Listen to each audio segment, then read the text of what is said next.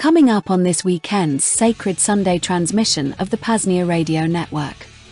Yeah, well, by all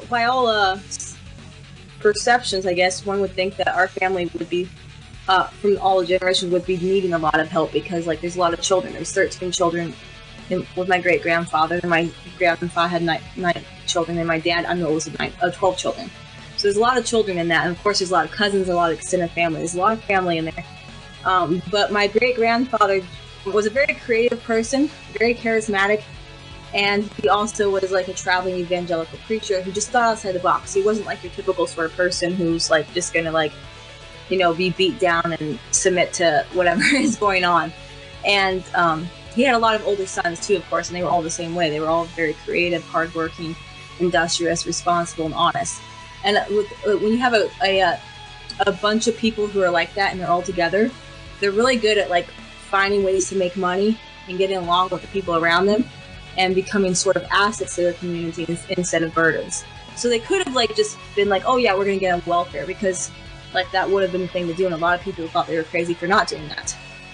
But instead, they traveled the country, they preached at any churches that would have them, and they worked as farm hands. So they basically would go from farm to farm or from different ranches and just work on those ranches and make money that way in the summertime, and a lot of times in the wintertime they would do a lot of caretaking. And they were able to subsist off that for years, and things only probably got difficult for them when my great-grandpa decided to start homeschooling his kids, which was extremely illegal I believe that would have been like in the 70s when he started the homeschooling.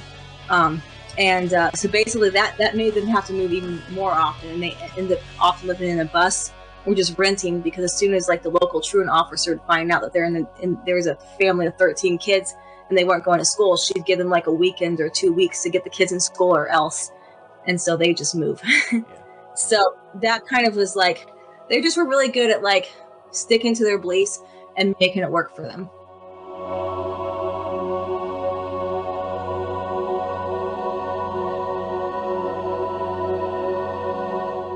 Join us for this Sacred Sunday transmission of the PAZNIA Radio Network, wherein we explore the topics of mental and spiritual self-liberation.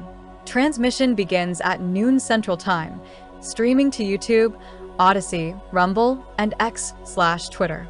Just visit PAZNIA.com/radio for the schedule, links to the stream, and ways to contribute to the Second Realm.